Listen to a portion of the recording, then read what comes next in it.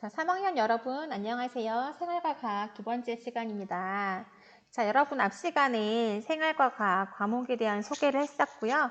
그리고 바이러스에 대한 얘기를 좀 했었죠. 자세하게 얘기했었는데, 앞 시간에 얘기했던 대로 올해는 코로나19 바이러스 관련해서 큰 이슈가 있었기 때문에 특히 생명과학 전공하실 분들은 공부를 좀 해놓으시는 게 좋을 것 같습니다. 물론 생명과학 공부를 수업을 들으시는 분들은 아마 학습 시간 내에 공부를 하셨겠지만 따로 좀 자료를 찾아보시고요. 논술이나 면접에도 대비하시면 조금 더 폭넓게 공부할 수 있을 거예요. 물론 다른 분야로 나가시는 분들도 올해는 사회 전반에 걸쳐서 이슈가 컸기 때문에 경제나 정치에 미치는 영향이라든지 그다음에 뭐 사회학적인 특성, 그다음에 뭐 지리학적인 특성에 연관 지어가지고 공부를 하시면 좋을 것 같아요. 특히 윤리적인 면에 있어서도 어떤 일들이 벌어졌는지 뭐 한번 생각을 해보시고 고민해보시면 조금 더 여러분들이 대입 준비하는 데도 그렇고 상식도 풍부하게 가질 수 있을 것 같습니다. 자, 우리가 지난 시간에 얘기했던 바이러스 넘어가서요. 이번 시간에는 질병이란 무엇인가에 대한 얘기를 해볼게요. 자, 질병이란 지난 시간에 이제 심신의 전체 또는 일부, 마음과 몸 다 어쨌든 포함된다라고 얘기했었고요. 그래서 이번 시간에 해야 될 내용은 감염성 질병과 비감염성 질병으로 나눠져 있는 질병에 대해서 공부할 거예요. 감염성 질병, 비감염성 질병. 여러분들 감염이라는 말은 알죠? 네, 큰 병원에 갔으면 감염내과라는 과도 있어요. 이제 감염성 질병이 따로 있다는 뜻이죠. 말 그대로 외부에서 내가 병을 가지고 온다는 뜻이에요. 외부에서 병을 옮겨왔다, 옮겼다. 뭐 선생님 뭐 저 감기 옮았어요 이렇게 얘기하잖아요. 그런 게 전부 감염성 질병이에요. 한마디로 누가 나한테 침입해야 돼요. 공기 중에 있던 세균이 나한테 들어올 수도 있고요. 그 다음에 친구 입속에 들어있던 바이러스가 내 코로 들어올 수도 있는 거고요. 이런 식으로. 또는 내가 먹었던 음식 안에 들어있던 기생충이 있을 수도 있고 어쨌든 침입을 해야 되는 거고 비감염성 질병은 침입 없이 내 몸 안에서 일어나는 병이에요. 그래서 이거는 스스로 일어나는 거기 때문에 옆 사람한테 뭐 옮기거나 이런 병은 아니에요, 여러분. 그래서 그 두 개의 차이점을 좀 아시고요. 감염성 질병부터 우리가 하나씩 좀 볼게요. 감염성 질병은 뭔가 내 몸에 침입한댔잖아요. 내 몸에 들어와서 병을 일으키는 이런 애들을 우리가 뭐라고 얘기해? 이것 좀 알아놓으세요. 병원체라고 얘기합니다.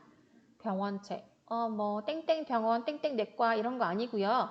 여기서 말하는 병원체는 병의 원인이 되는 아이들이란 뜻이에요. 내 몸에 병의 원인이 되는 뭔가가 침투했다 할 때 걔를 병원체다라고 얘기하는 겁니다. 그래서 앞으로는 병원체라는 말을 계속 쓸 거니까 요거를 꼭 알아놓으시고요.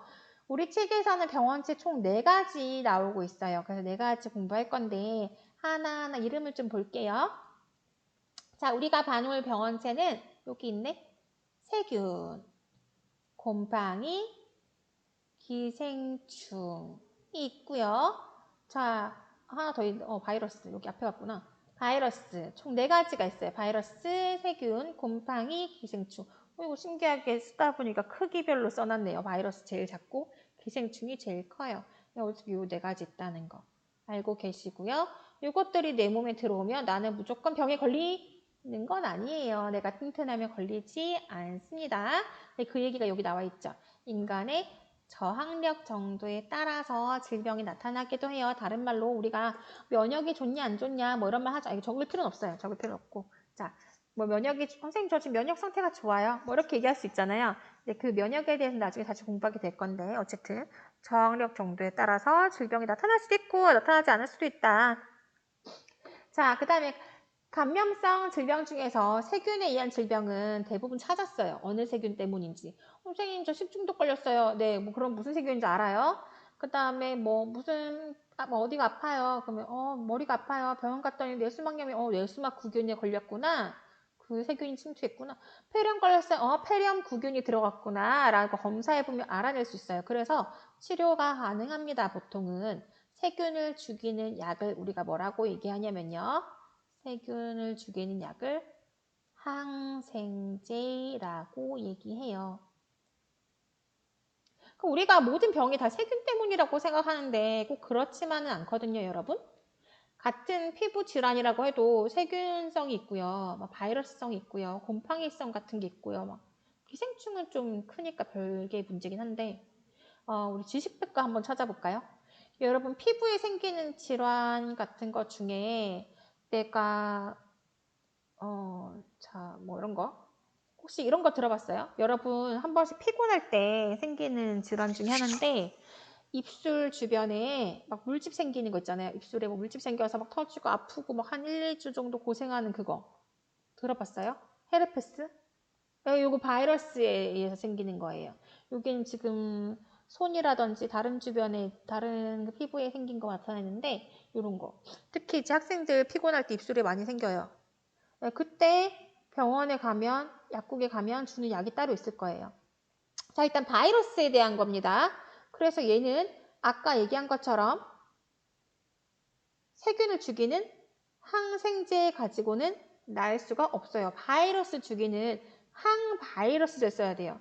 세균 죽이는 약을 쓰는 게 아니라 바이러스 죽이는 약을 써야 되거든요. 그래서 여러분 혹시 그 아시클로버라고 들어봤어요?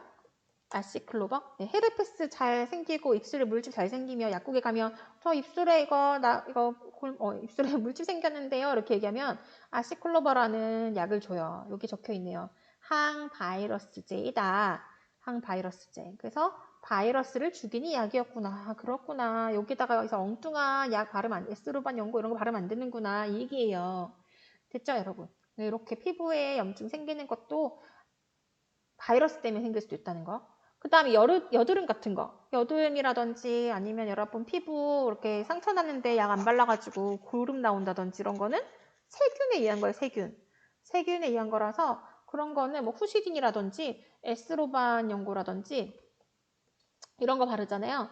이거는 항생제 성분이 들어있어요. 보면 다 약에 무슨 균, 무슨 포도산 구균, 세균. 이 세균을 죽이는 항생제가 들어있습니다. 그럼 세균성 염증은 이걸 바르면 되구나 라는 얘기입니다.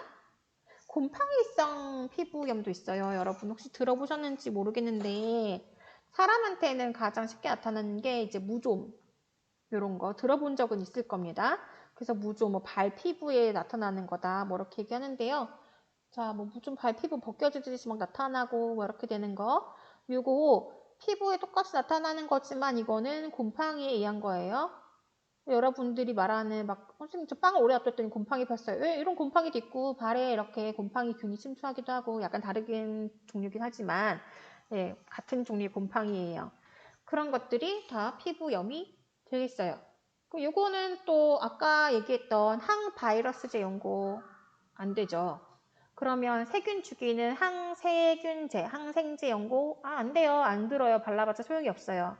이거는 곰팡이 균을 죽이는 항곰팡이제를 써야 되는데 곰팡이를 다른 말로 진균이라고 하거든요. 항진균제를 씁니다. 그래서 이 무좀균을 죽여요. 근데 여기서 좀 조심해야 될 게 아까 얘기했던 바이러스랑 세균은 세포가 되게 원시적이거든요. 사람 세포랑 좀 차이가 있어. 걔들은 그래서 잘 죽거든. 그래서 걔들은 그냥 약을 쓰면 뭐 퍽퍽 발라도 상관이 없는데요. 이 곰팡이는 좀 발달한 세포예요. 곰팡이는 사람 세포랑 구조가 거의 유사해요. 세포막이랑 이런 성분들이 있는 게 거의 똑같은 진핵생물이기 때문에 얘네들은 곰팡이를 죽이기 위해서 약을 썼다가는 사람 세포도 죽어요. 네, 그래서 약을 세게 쓸 수가 없고 아주 약하게 만들어 놨어요, 약을. 그래서 뭐 TV 광고에 한 번만 바르면 무좀기 싹, 손톱 무좀 싹 뭐 이렇게 나오는 그런 광고 약간 좀 오버된 광고예요. 사실 그렇게 한 방에 싹 죽이기 위해서는 약을 그렇게 독하게 잘 만들었으면 사람 세포도 굉장히 손상을 많이 받습니다. 근데 좀 그래요. 그래서 사실은 다른 뭐 바이러스성이라든지 세균성 질환보다는 곰팡이성 질환이 좀 낫기가 힘들어요. 약을 세게 쓸 수 없기 때문에. 그래서 이왕이면 감염 안 되는 게 좋겠죠, 여러분. 그래서 밖에서 함부로 이렇게 남의 신던 신발 같은 거 신다가 감염되시는 분들 막 고생 많이 하시는 분들이 있는데 조심하세요. 네. 자, 아이고, 자꾸 화면이 바뀌었는데 미안해요. 자, 돌아갈게요, 여러분. 아, 우리 세 개는 봤는데 기생충 안 봤구나. 기생충. 자, 기생충 영화가 나와가지고 자꾸 영화 떠올리시는 분들이 있는데, 아, 맞다. 이번 시간부터는 선생님이 암호 넣을 거예요, 암호. 그 형성평가에 수업을 들었으면 무조건 풀 수밖에 없는 내용을 넣어놨거든요. 근데도 수업 듣기 귀찮아서 형성평가만 띡 제출한 사람이 간혹 있더라고요. 정치네요. 네, 그래서 선생님이 이번 시간부터는 암호를 넣도록 할 겁니다. 그래서 여러분들 그 형성평가에 암호를 넣지 않으면 형성평가 풀 수 없고 제출 못해요. 이번 시간 첫 번째 암호. 암호 몇 개 나갈지 몰라요. 수업 끝날 때까지 잘 들으셔야 돼요. 자, 이번 시간 첫 번째 암호는 기생충. 기생충으로 하겠습니다. 기생충. 꼭 알고 계세요, 여러분. 자, 넘어갈게요. 그 바이러스와 세균, 곰팡이 세 개는 봤는데 기생충은 여러분들이 작다고 생각하시는 분들이 있어요. 근데 기생충 실제로 되게 크거든요. 영화 나오는 거 아니야? 네, 아니네요. 다행히. 자, 기생충은 다른 생물체 몸속에서 먹이 환경에 이주한다.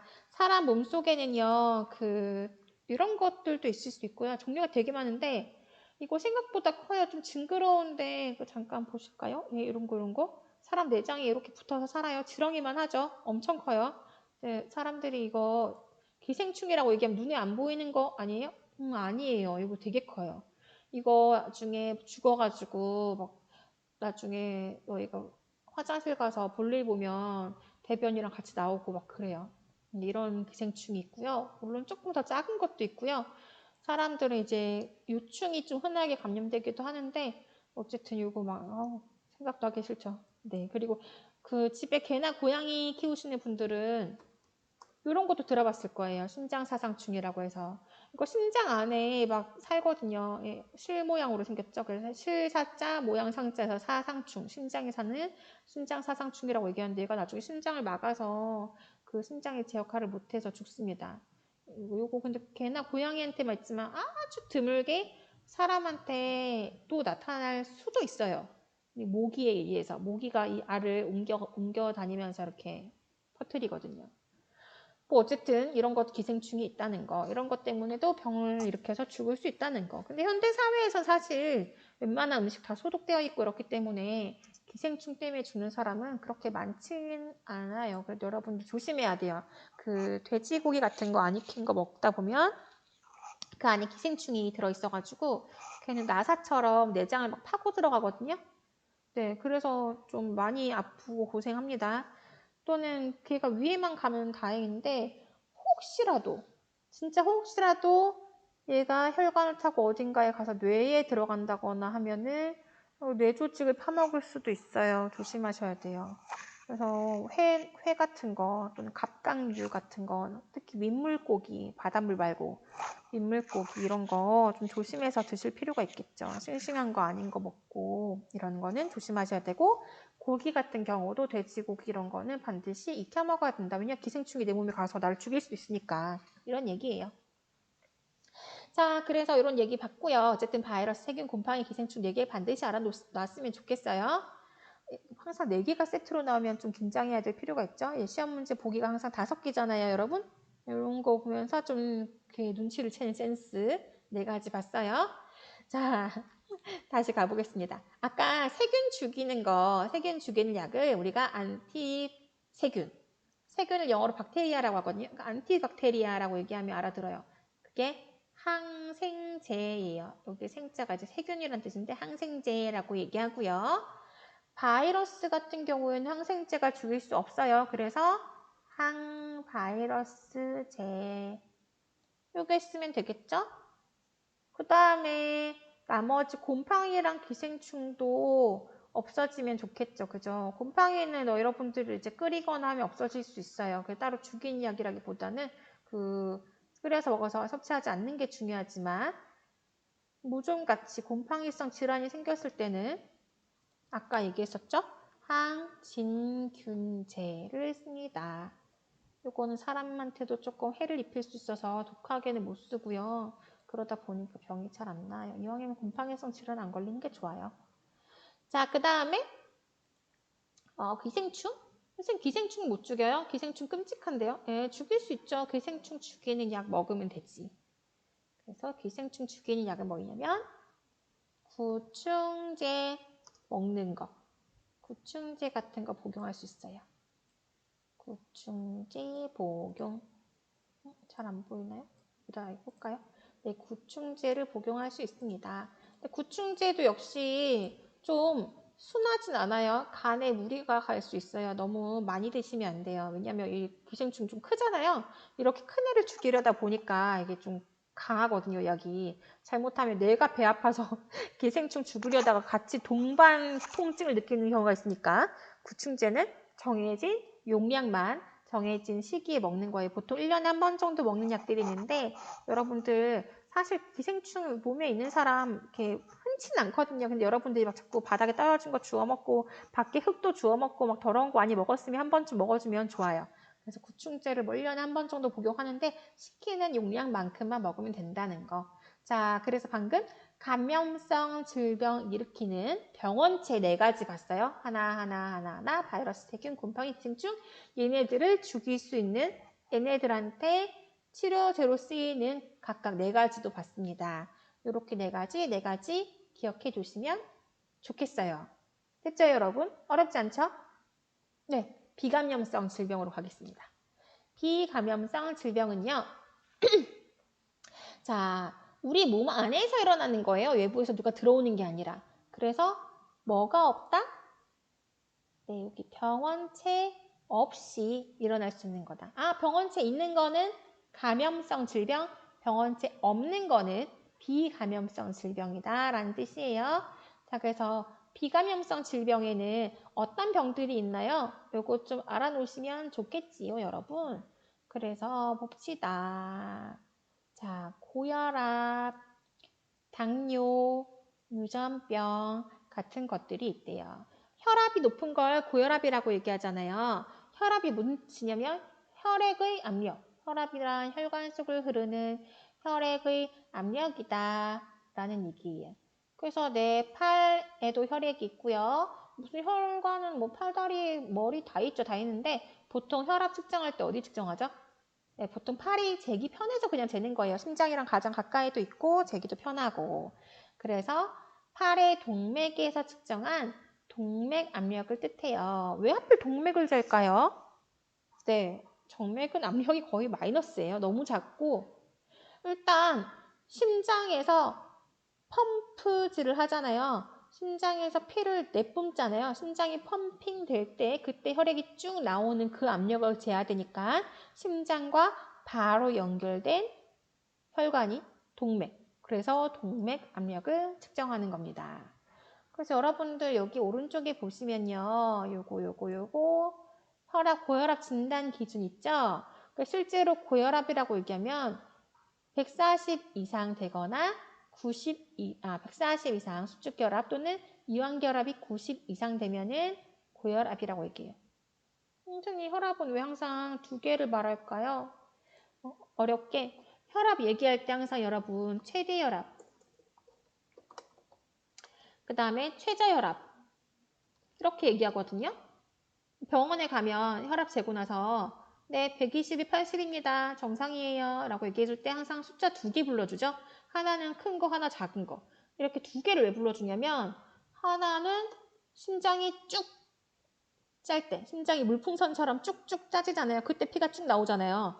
심장이 쭉 쭈그러들 때 나오는 그 수축기 혈압이에요. 그땐 혈압이 높겠죠, 당연히. 그 다음에 심장이 쭉 짜진 다음에 다시 벌어질 때, 다시 이완될 때, 다시 좀 있다가 쭉 짜지고 다시 벌어지면서 이완되고. 근데 그 심장이 이완되고 벌어질 때는 압력이 떨어지겠죠. 지금은 짜내고 있지 않으니까. 그거를 이완기 혈압이라고 얘기해요. 그래서 수축기랑 이완기 혈압을 2개를 동시에 얘기해 주는 거고 그 2혈압이 동시에 둘 다 정상 수치여야지만 정상이라고 얘기합니다. 요건 우리 상식으로 하나 좀 기억할게요, 여러분. 여기에 있는 혈압, 요거 고혈압 진단 기준 있잖아요. 혈압 140 이상이거나 이완결합 90 이상인 경우를 알았는데 우린 이걸 좀 외워놓을게요. 정상 혈압은 요거 120 미만, 80 미만이 돼야 된다는 거. 그래서 병원에 가서 120에 80입니다. 정상이에요. 라고 해주는 거예요. 됐죠? 이거보다 높으면 얘 고혈압 전 단계인데? 라고 얘기할 수 있고요. 뭐 혈압이 110입니다. 110에 70이에요. 또는 뭐 110에 뭐 85에 80이에요. 이런 거 전부 다 정상이라고 볼 수 있어요. 또 종이 쳐서 미안해요, 여러분. 선생님 시간 잘못 맞췄네. 자, 그래서 뭐 이런 걸 다 정상이라고 얘기한다. 근데 어떨 때는 110에 95입니다. 라고 얘기하면 이 사람 정상일까요? 고혈압일까요? 네, 고혈압이에요. 왜? 이거 봐, 이거 봐. 110은 정상이야. 근데 95가? 여기 있잖아요. 일기 고혈압이네요, 이 사람은. 이 사람 고혈압입니다. 이것 때문에 안 되는 거예요. 무슨 말인지 알겠죠? 네, 둘 중에 하나라도 높으면 안 돼요. 그러면 어떤 사람은 140에 70이에요. 이 사람은 고혈압일까? 아닐까? 그렇지, 고혈압이죠. 요거는 정상인데 요 140 얘가 지금 안 되잖아요. 얘가 정상이 아니잖아요. 요게 지금 고혈압이잖아요. 140. 그래서 고혈압이다. 뭐 이런 거 문제 푸실 줄 알면 어렵지 않은 단원이에요. 여러분들. 이 정도는 잘 하실 수 있죠? 자, 그래서 고혈압까지 얘기했어요. 다음 시간에는 이거보다 조금 더 자세하게 얘기할 거예요. 이거보다 고혈압에 대해서 혈압 측정하는 원리까지 우리가 공부해야 되거든요. 다음 시간이라고 얘기하니까 이제 마친 것 같다고 생각하시는 분들이 있는데 아직 안 마쳤습니다, 여러분. 아직 남았어요. 자, 이거 공부하시고요. 이거 외우시고요, 여러분. 이거 외우세요. 요걸 외우세요. 120, 80 정도는 좀 외워줍시다. 여기 정상이에요. 이거보다 작아야 정상이라는 거. 자, 그 다음에 당뇨병으로 좀 갈게요. 당뇨병으로 갑시다.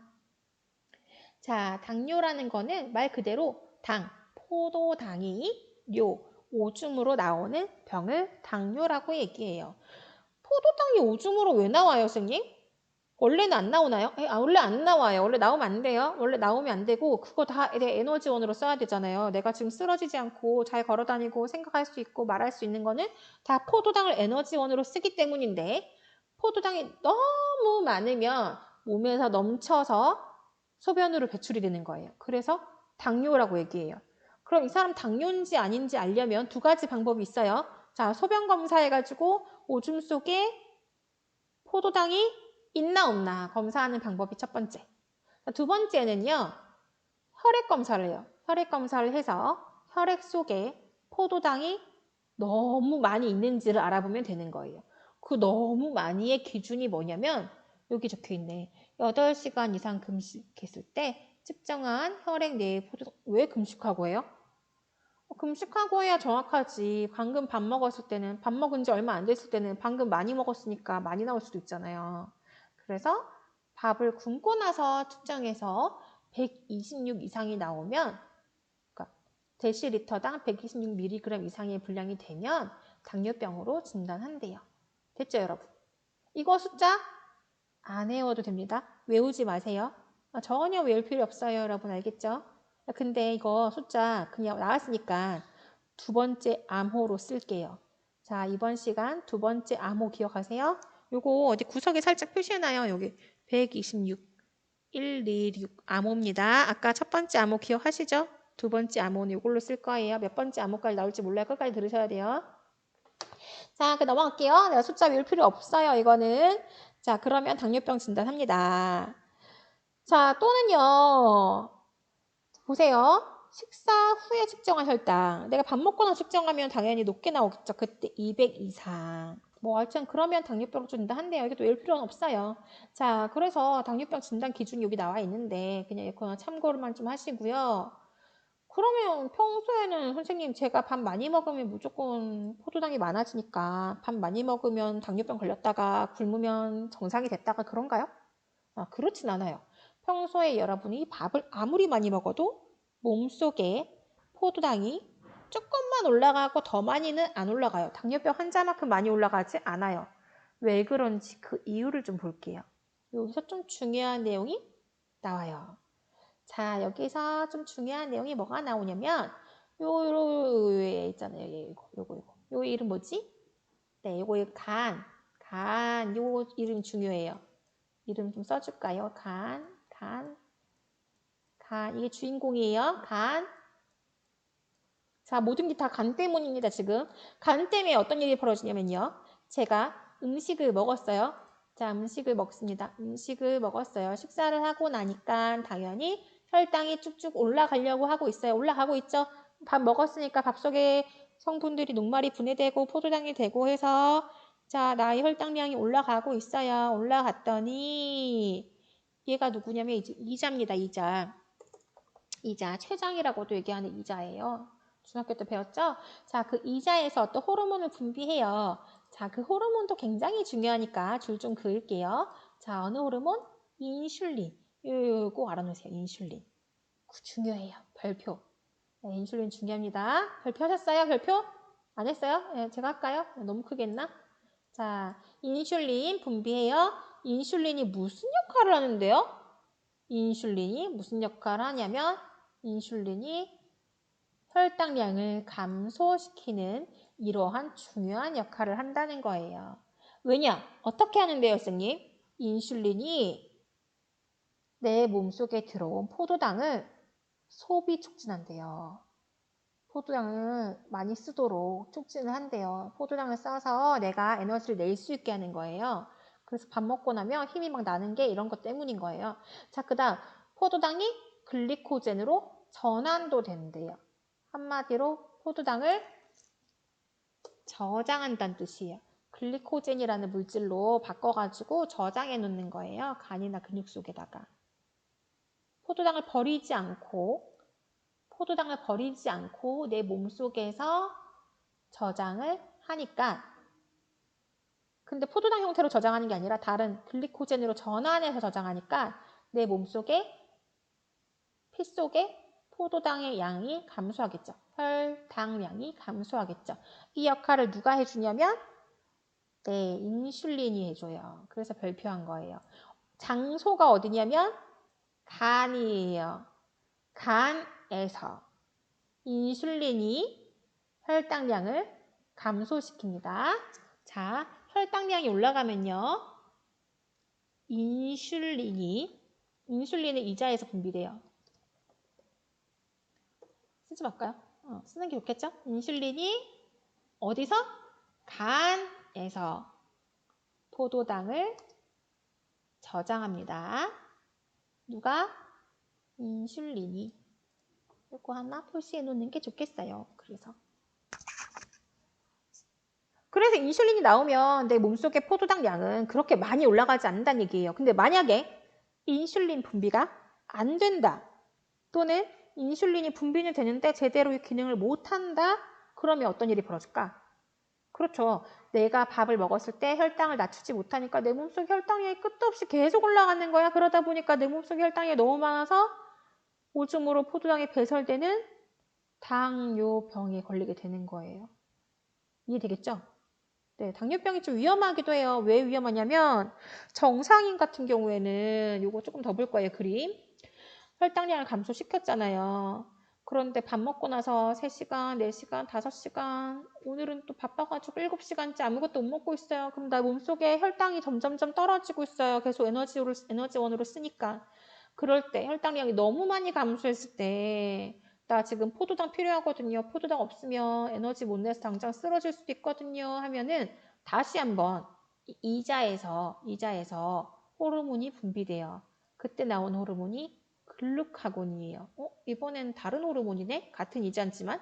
네, 글루카곤이 분비돼서요. 얘는 무슨 역할을 하냐면 얘는 혈당량을 증가시킨 역할을 해요. 어떻게 하냐면 아까 저장해놨잖아, 저장. 어떤 걸로? 글리코젠으로 저장해놨잖아요. 그래서 글리코젠을 다시 꺼내오는 거예요. 꺼내와서 포도당으로 전환시켜줘요. 오, 그러면 아까 내가 저장해놨던 거 꺼내와서 내 몸속에 다시 포도당이 넘치겠구나, 만들어지겠구나. 누구 덕분에? 글루카곤 덕분에 다시 혈당량이 증가합니다. 또는 아니면 밥 먹든지 음식물 섭취하든지 혈당량 높이는 방법은 그 두 가지인 거죠. 밥을 못 먹어도 혈당량이 어느 정도 증가할 수 있어요. 누구 때문에? 글루카곤 때문에. 그래서 이 두 가지를 다 기억하셔야 돼요. 자, 혈당이 너무 높으면 누가 나온다고요? 인슐린이 나와서 포도당을 저장한다고요. 혈당이 너무 낮아지면 누가 나온다고요? 글루카곤이 나와서 다시 저장해뒀던 글리코젠을 포도당으로 꺼내오기 때문에 혈당이 증가할 수 있어요. 이게 반복되니까 우리 몸의 혈당량은 적당한 선으로 항상 유지될 수 있어요. 그러니까 여기서 나오는 이 두 가지 호르몬은 서로 반대되는 역할을 하겠죠. 됐나요, 여러분? 이 그림 굉장히 중요합니다. 이 호르몬 두 개가 반대된다는 거 알고 계시고요. 인슐린이 장소는 어디였어요? 어디서 작용하는 거였어요? 간에서. 글루카곤 역시 장소는 간이에요. 글루카곤이 간으로 가서 이런 역할을 하는 겁니다. 됐죠? 자, 하나만 더 얘기해 볼게요. 당뇨병 환자들은요. 혈당이 너무 높아서 오줌으로 포도당이 배설된다고 했어요. 우리 같은 정상인들은 포도당을 저장했는데 당뇨병 환자는 오줌으로 다 배설시켜버렸어요. 너무 많기 때문에 저장을 못하고요. 그럼 나중에 밥을 굶었다. 6시간, 7시간, 8시간 됐다. 그럼 어떤 일이 벌어질까? 네, 정상인들은 글루카곤이 나와서 저장해놨던 걸 꺼내 써요. 괜찮아요. 그래서 여러분 한 끼 굶어도 안 죽죠? 그런데 당뇨병 환자들은요. 글루카곤이 나와서 자 이제 좀 꺼내 써볼까? 글리코젠 어디 갔어? 없어. 왜? 아까 인슐린 저장 못했거든요. 저장 못하고 그래서 포도당 양 너무 많아져가지고 배설해버렸잖아요. 저장해놓은 게 없는 거예요. 꺼내 쓸 수 있는 혈당량이 포도당이 없어요. 그래서 갑자기 혈당량이 쭉쭉 떨어진 상태에서 꺼내 쓸 수 있는 게 없으니까 혈액 속에 포도당이 모자라서 저혈당 쇼크로 쓰러질 수 있어요. 그래서 주변에 당뇨병을 앓고 있는 친구들이나 어른들이 있으면 네, 당이 떨어지면 굉장히 위험할 수 있습니다. 그래서 이 환자들은 꼭 포도당 사탕이라든지 이런 거 갖고 다녀야 돼요. 뭐 이런 당뇨병이 있다는 거 알고 계시고. 어쨌든 결론은 여러분 이 그림이 가장 중요합니다. 이 그림을 꼭 알고 계셨으면 좋겠어요. 자, 그리고 유전병도 얘기하겠는데 유전병은 뭐 여러 종류가 있죠. 여러분들 들어본 거 많이 있을 거예요. 알비노병이라든지 뭐 헌팅턴 무도병 이런 것도 있고요. 이런 거 나중에 한번 찾아보세요. 그리고 뭐 페닐케톤 요증 등등등 여러 가지 유전병들이 있다는 거. 그리고 암도 유전 중에 하나거든요. 암이 잘 걸린다는 거는 유전자 속에 암 인자가 있다는 거예요. 여러분들 간혹 그 장수 프로그램 같은 거 보면 다큐 같은 거에 그런 거 있잖아요. 그 할머니 몇 살이세요? 나 오늘 123세야 말하는데 할머니가 담배 피면서 막 인터뷰하고 본 적 있어요? 그런 거 보면서 여러분들이 뭐야 담배 피워도 오래 살잖아요. 선생님 담배 피지 말라고 막 하는 게 뭐 어쩌고저쩌고 건강에 안 좋다고 하는데 오래 사는 할머니도 있던데요? 네, 그 할머니는 오래 사셨어요. 왜? 운 좋게 그 할머니 유전자 속에는 폐암을 일으킨 유전자가 전혀 없었던 거예요. 근데 사실 사람마다 암 유전자가 되게 많거든요, 여러분. 그렇게 암 유전자가 없다는 건 정말 큰 축복인데 암 유전자 여러분들이 갖고 있을 가능성이 사실 더 커요. 근데 이 암 유전자가 활동하지 않도록 평생을 건강하게 살면 끝까지 나타나지 않을 수 있어요, 암이. 보통 사람들은 그렇게 하죠. 건강관리를 잘하면 암 유전자가 있어도 암에 걸리지 않을 수 있어요. 근데 이제 그 할머니 같이 진짜 운 좋아서 암 유전자 없는 사람 따라한다고 나도 담배 필래.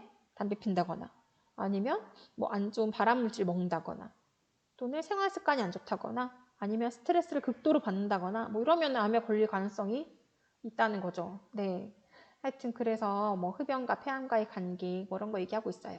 다음 페이지 가면 짜게 먹는 식사와 고혈압. 고혈압을 일으키는 게 아까 고혈압 배웠는데 짜게 먹는 식사와 고혈압 요거 아주 연관관계 큽니다.